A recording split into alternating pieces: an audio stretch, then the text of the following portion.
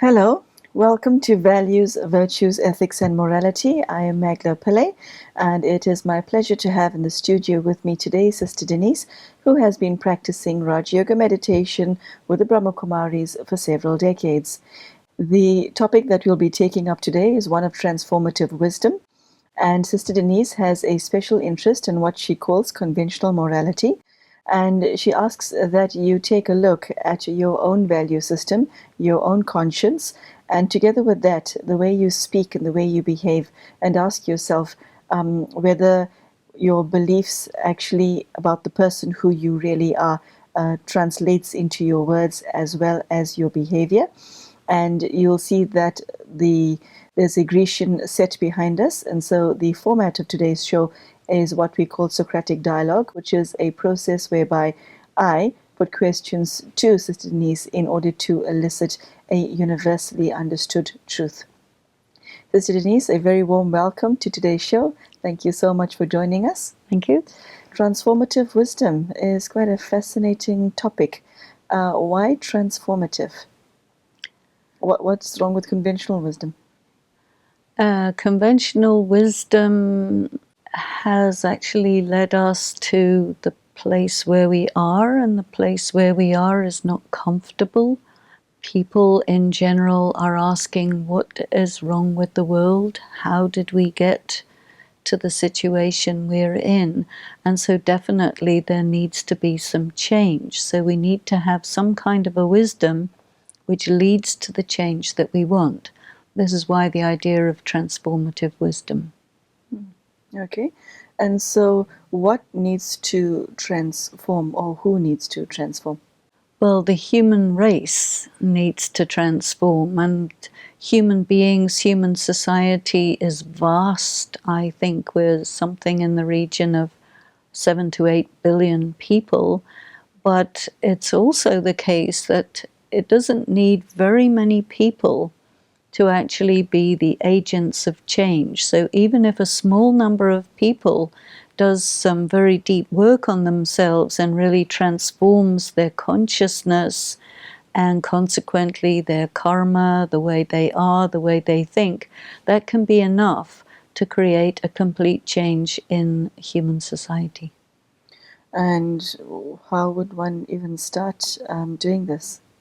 I think that the most powerful entity there is the intelligent being who is the knower of the universe, whom some call God, the higher power, the intelligence of the wise. This intelligence touches some people and inspires them to become agents of change. And this is how it all happens. And, I'm looking at the way we function generally, okay? And I know you don't like generalizations. So if somebody is quite deeply involved in their lives, as all of us are, we all have responsibilities, we have families, this, that, and the other. It's although people go to various religious institutions, depending where in the globe they live, we tend not to stop and introspect to the degree that you're asking. What is required for us to come to that point where we've got to say to ourselves, listen, it's just not working? Probably your experience of life. And it happens to a lot of people that when they reach a point, sometimes a point of crisis, it becomes a trigger to get them to question what am I doing? How did I get to this situation?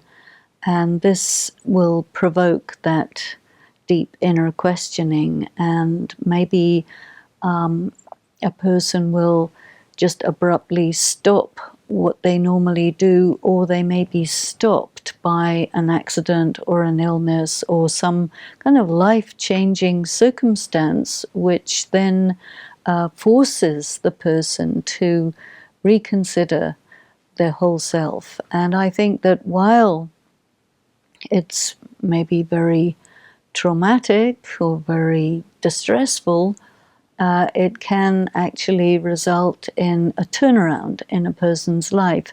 And you hear of quite a lot of cases like this these days. It's happening.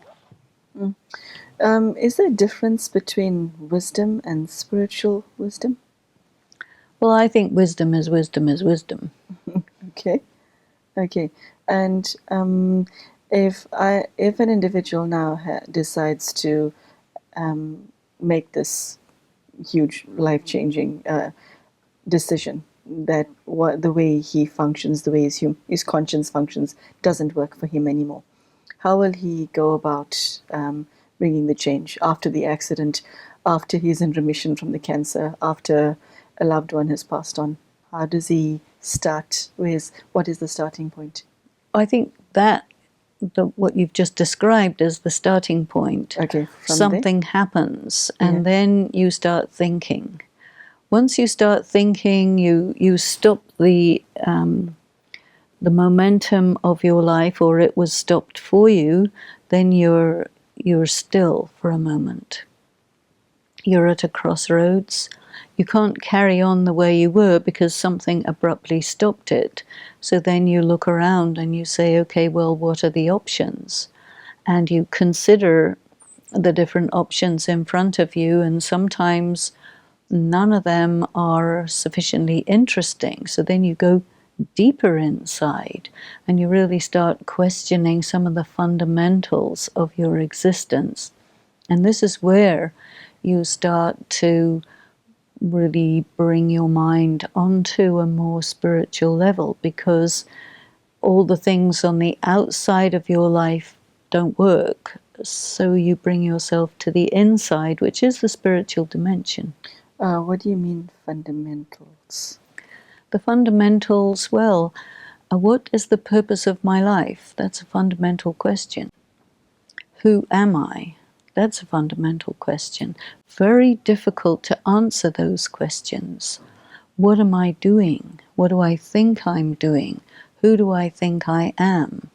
Why am I here anyway? Why am I alive?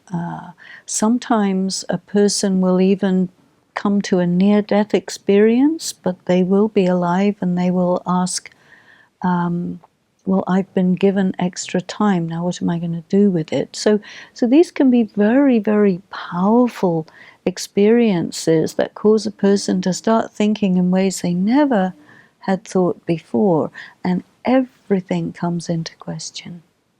Okay.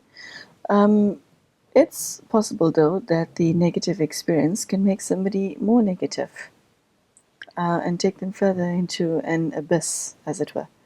Well, So, whatever the experience does, it may not be negative necessarily. It's how you take it which determines whether it's positive or negative. But something that stops you in your tracks and forces you to go deep inside, because when, everything closes in upon you and there's nowhere to go except in, you see. okay.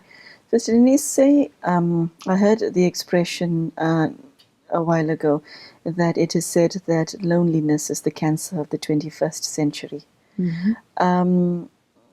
Let us use that scenario, because it's a very common phenomena and something that a lot of our viewers would identify with. And one can be lonely when you're in a relationship, one can be lonely when you're single.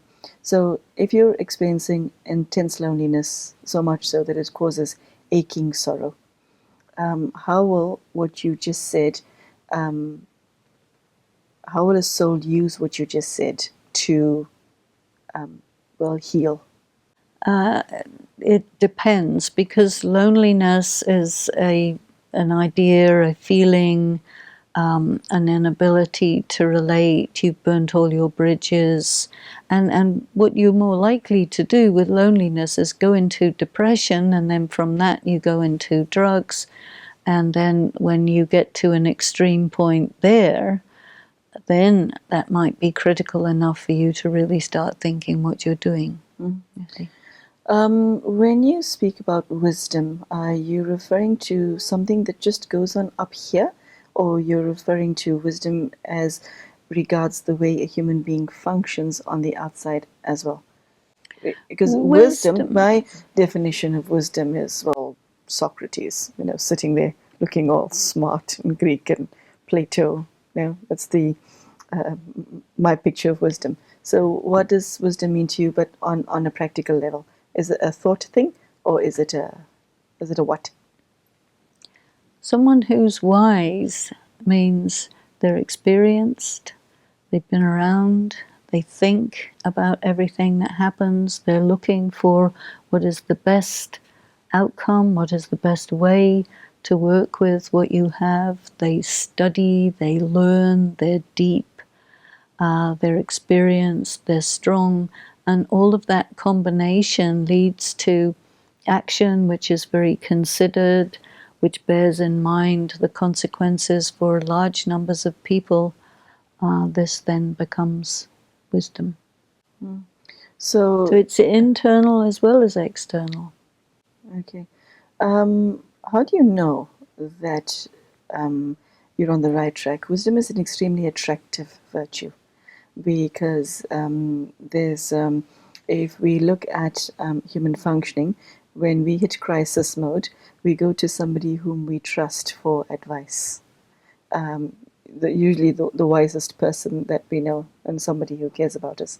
So how how do you know that you're on the right track, and that you are transforming for the better? Because sometimes you can transform, and you think you're going in the right direction, but a few years down the line you think, what was I thinking? I don't think it's really like that. Transformative wisdom, if we look at this phrase, transformative wisdom, is that you come to an understanding where you understand, you realize, you see what change has to happen, and you recognize that it must be done, and then you begin to do it. Okay. And is it a day-to-day thing? How does one go about this practically, Sister Denise? Do you, at the end of every day, think, okay, how am I going to be wiser tomorrow? Do you take it situation by situation? I, And does wisdom only belong to the thinker? The reason I'm asking this is because a lot of people who have not much confidence in their intellects, like you do, are more intuitive. They're more into feelings and gut feelings, as it were. Trust your instinct kind of thing. but it's still a kind of thought, you see. Okay? So that person who's in touch with themselves is aware of what they're thinking, aware of their feelings. They're looking at the consequences of their action. They're looking very realistically at what their situation is, what they're surrounded with, and they're trying to take into consideration all the different factors, from the most subtle to the most gross, and then proceed. And how you know that you are heading in the right direction is that the outcome of what you do is like a verification and validation, and it gives you positive feedback that keep going in this direction. And if you find a negative feedback, you have to evaluate that, because sometimes you get a block, an obstacle, which just will not move. And very often you find that you have to actually rise and move yourself to a higher level of consciousness, and that the road forward is at a higher level, so you're blocked until you reach that level, then you can go forward. Okay. You have to expand on that. It was extremely profound. Say more. Well, there are different levels on which you operate, you know, and if a person is operating relatively superficially, relatively materialistically, and then it's like you can't go any further. Okay, I'm going to stop you there. Is the opposite of wisdom superficiality? Well, the opposite of wisdom is stupidity. Stupidity. Okay. Okay. So someone in your scenario is making superficial choices and he gets blocked by life. And then continue. Then he cannot move until he's really thought his situation through. And this, just the act of thinking about your situation forces you in contact with your conscience, and you start having to put two and two together and coming up with some answers. And eventually you get some insight, and the insight is what's going to help you to rise to the next level. Okay. What if you're a person who's extremely emotional, whose internal world resembles the machine that an EKG machine, heartbeat. Okay. Okay. Yes. So as opposed to flatlined. So what if you're exceptionally emotional and always have been, like a lot of our viewers are? And wisdom is something that doesn't come naturally to you. How do you manage, if you're wise, how do you manage your feelings? How do you manage your emotions? Well, if your emotions are up and down like this, like a sort of a manic depressive, are you talking about that? No, not necessarily somebody who's been diagnosed, but some But in people that have, direction. some Yeah. people have high and low lows, and that's the way they function. And it's So then we would say this is an unstable person, okay.